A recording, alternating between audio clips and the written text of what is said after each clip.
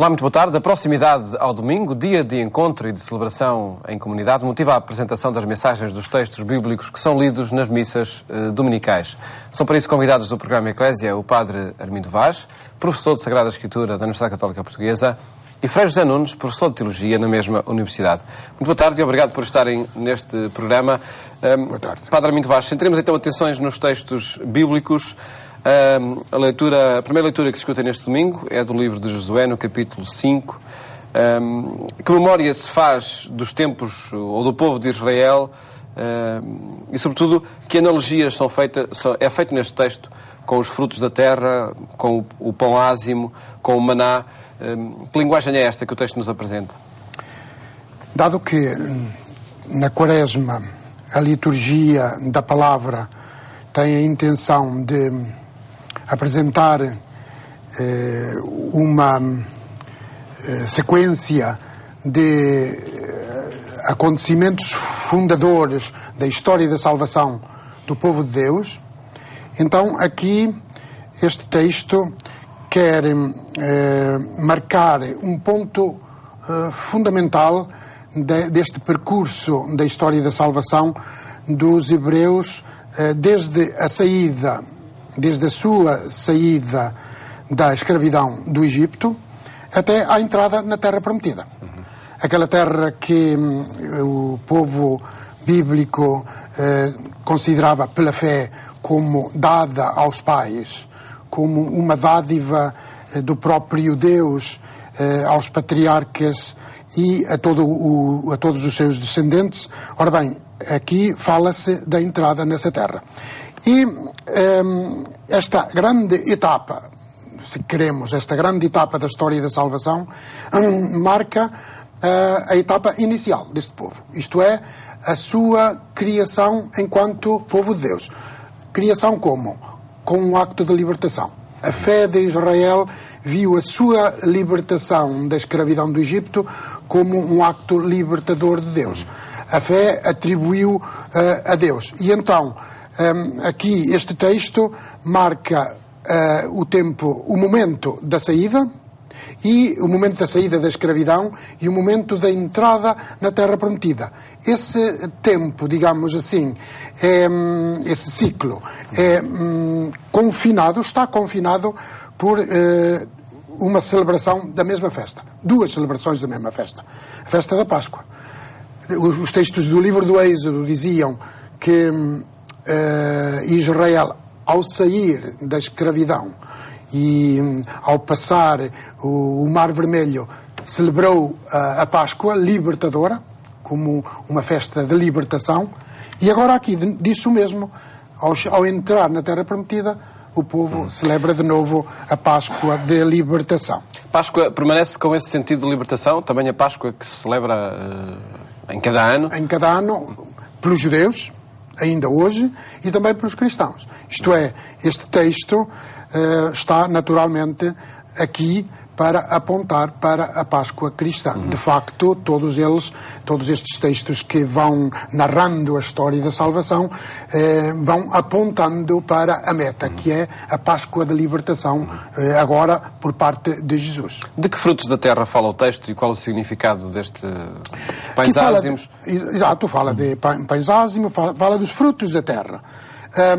No fundo, tem também a intenção de marcar uma etapa nova na vida do povo de Deus. Até com novos alimentos. Com novos alimentos.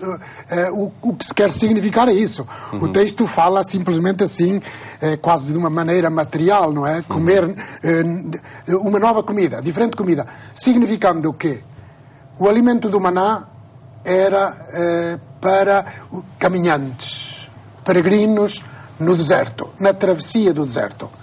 Agora o povo entra na Terra Prometida e vai entrar na fase da sedentarização.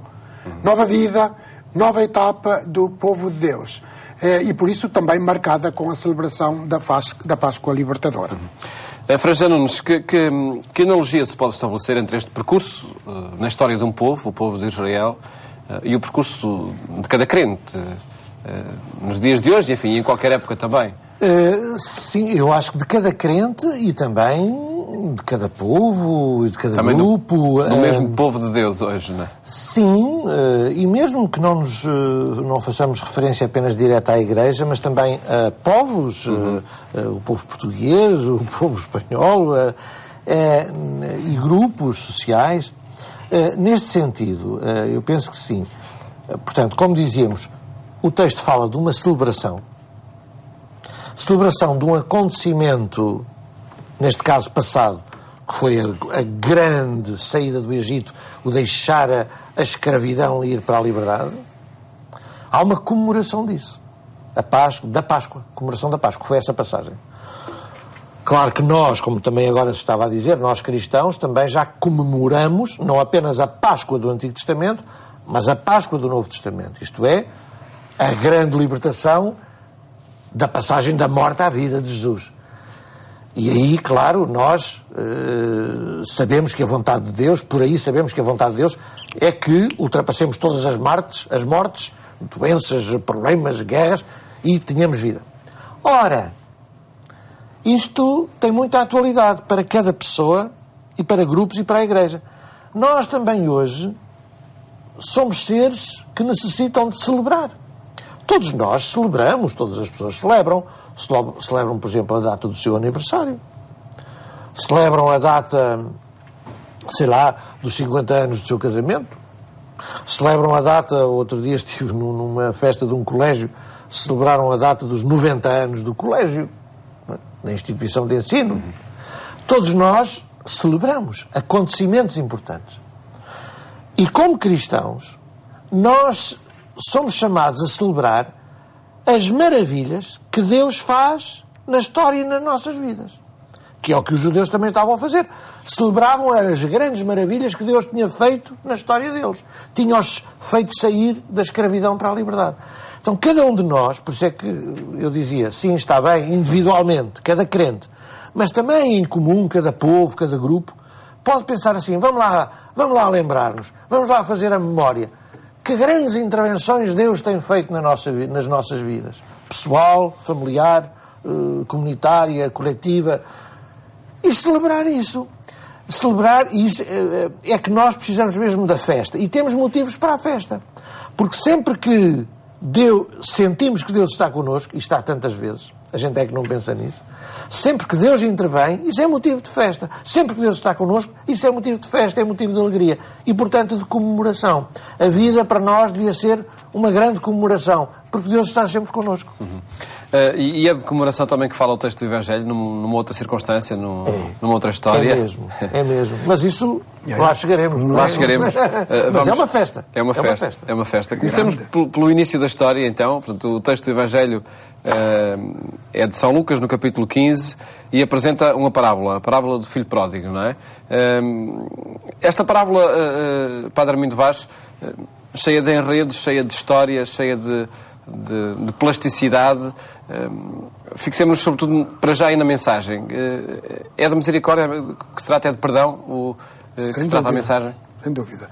Diz bem porque ela está cheia de enredo. E a mensagem de que falava passa pelo enredo. E por todas as fases do enredo? Por todas as fases do enredo. E no enredo são essenciais as personagens. Esta parábola, uma história bem contada por Jesus e por Lucas, fala de 3 personagens. Um pai e 2 filhos. Um mais velho e outro mais novo. Poderíamos interrogar-nos porque é que esta história põe 2 filhos em ação e não 3? Ou um só? Porquê 2? No campo das hipóteses seriam muitos, não é? Tinha muitas hipóteses, não é? Mas então podia ser só um. Mas qual o significado então de serem 2 filhos? São 2 filhos. Estes 2 filhos correspondem exatamente a esta introdução que Lucas põe no princípio do capítulo. Os publicanos e os pecadores aproximavam-se todos de Jesus para ouvirem. Mas os fariseus e os escribas murmuravam contra ele. Aqui temos 2 grupos de pessoas. Por um lado, os pecadores e os cobradores de impostos, que eram considerados pecadores, a escumalha da sociedade de Israel. Por outro lado, temos os escribas e fariseus, representantes do judaísmo oficial do tempo de Jesus. Estes dois grupos estão representados nestes dois filhos. Um mais novo e outro mais velho. O mais novo está a representar os pecadores e os publicanos, enquanto que o mais velho está a representar os fariseus e os escribas. Porquê é que o mais velho? Porquê é que se diz que é o mais velho? Porque realmente o judaísmo, os judeus do tempo de Jesus, é que se consideravam já desde antigamente, desde o tempo de Abraão, os grandes possuidores, os depositários das promessas da salvação feitas aos pais, a Abraão. Isto é, portanto, desde o princípio da história da salvação, desde tão antigamente. Por isso, o mais velho.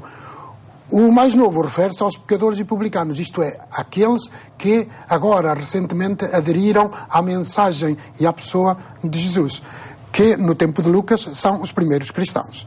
Primeiros cristãos vindos do paganismo. Ou eventualmente vindos também do judaísmo, mas que souberam cortar com o judaísmo que não aderia à pessoa de Jesus. Estes deram um salto. O mais novo pede então a herança que lhe toca. E esbanja. Esbanja completamente. Este mais novo representa sim os pecadores, aqueles que querem viver, gostam de viver a vida depressa e esbanjar todos os momentos da sua vida num acto de prazer, nem que seja fugaz ou passageiro. No entanto, este filho mais novo está a representar estes pecadores que são capazes de meditar, pensar, rezar e se converter. Este filho é uma pessoa que foi capaz de, a um dado momento, se dar conta que não estava a dar sentido à sua vida. Pelo contrário, estava a perder completamente.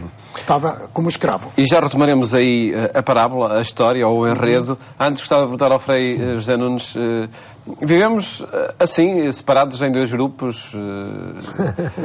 São grupos que representam em qualquer época da história a pessoa? Bem, podíamos falar um pouco dessa... O Evangelho também às vezes fala de outra maneira, não é? Diz que o trigo e o joio estão dentro de cada um de nós. E é preciso separar o trigo do joio dentro de cada um de nós. Portanto, todos nós, enfim, temos coisas mais positivas e coisas mais negativas. Mas é verdade que essa mentalidade de haver dois grupos pode manter-se ainda por vezes e é muito perigosa. E nesse aspecto, nós, Igreja, teríamos de ter um bocado de cuidado. Porque nós, cristãos, podemos ser muito tentados a ter a reação do filho mais velho.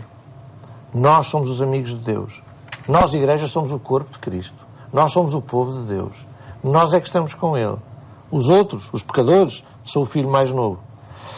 E o problema é que se cedermos a essa tentação, não entramos na festa. O filho mais velho não entra na festa. E Deus quer é a festa. Mas, enfim, isso já lá vamos.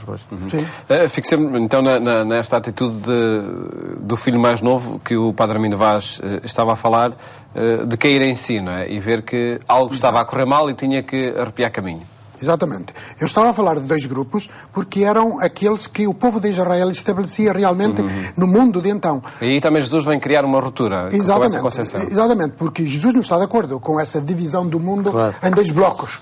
Antes, o mundo, antes da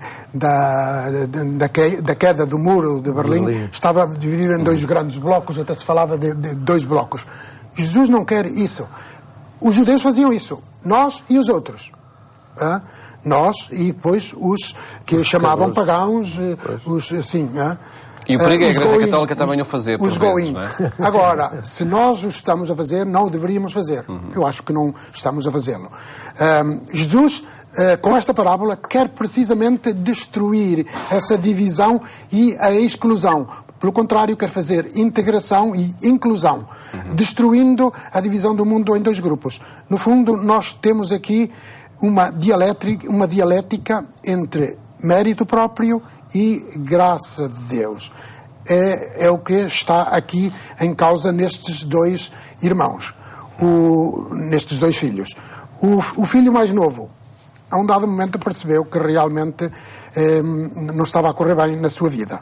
E então lembra-se da beleza e da grandeza de vida que tinha em casa do pai e parte em direção ao pai.